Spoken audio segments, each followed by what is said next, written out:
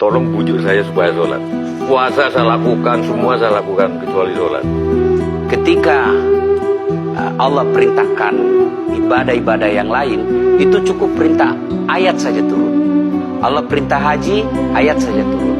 Allah perintah puasa, ayat saja turun. Allah perintah bayar zakat, ayat saja turun. Tapi ketika Allah perintah sholat, tidak boleh ayat turun. Nabi dijemput oleh 2 malaikat, kemudian diajak naik, ketemu dengan Allah untuk menerima perintah ini. Kenapa? Karena perintah ini sangat penting. Mas, saya boleh dagang, bayar zakat sambil nyanyi.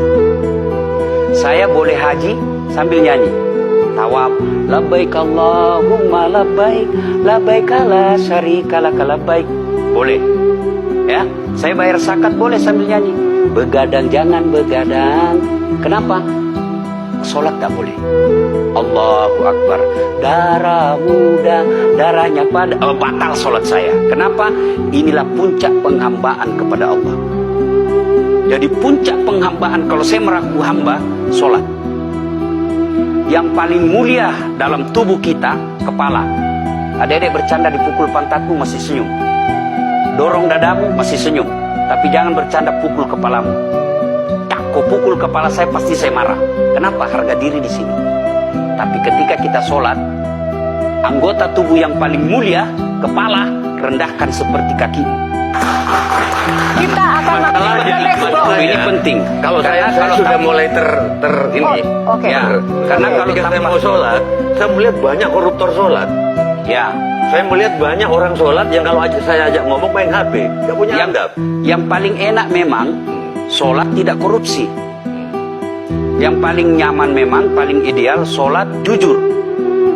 Tapi wala talbisul haqqa bil batil, kata Allah. Allah tidak mencampurkan antara hak dan batil. Sholatmu beda, puasamu beda, maksiatmu beda.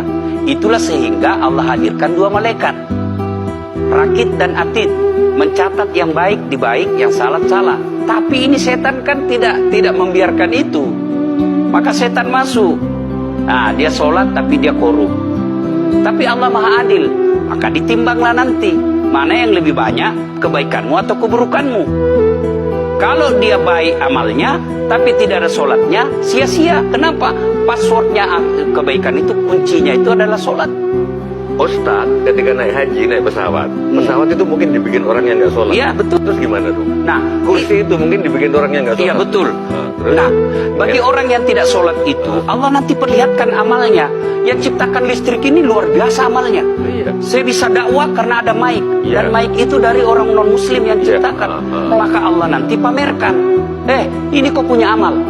Ini 10 miliar kau punya amal. Mana passwordnya? Mana kuncinya? Kuncinya itulah sholat. As-sholatu imanuddin, as-sholatu miftahul jannah. Sholat itu kunci kebaikan. Sholat itu tiangnya agama. Sebuah bangunan, dia bisa berdiri tanpa dinding. Sebuah bangunan, dia bisa kokoh tanpa atap. Tapi ketika bangunan tidak punya tiang, pasti tidak kokoh. Tiang itulah dalam agama sholat. Dia tidak husuk, tidak ada urusan. Allah tidak hitung kamu husuk atau tidak. Kamu datang deh sujud sama saya. Orang haji kan melempar 3 jumroh. 1 tiang, 7 batu. Kenapa tidak dikumpul saja itu? 1 kali lempar, tak. Kenapa? Kenapa mesti 3 hari dan kenapa mesti 3 titik? Itu pesan moralnya, melawan setan itu perlu napas panjang. Dengar azan, jangan pikir setan dia tebar itu. Tak usah kau sholat, nanti kau tua. Anggaplah pergi sholat, setan menyerah, tidak. Buru-buru kamu, buru-buru. Akhirnya apa? Wudhu tidak sempurna. Anggaplah anda wudhu dengan sempurna, setan menyerah, tidak. Masuk masjid, tak usah sholat sunnah, tak usah sholat sunnah. Prinsipnya setan, kalau dia tidak bisa dikalah, jangan untung. Nah, gimana Mbak Teja? Udah teryakin? Oke.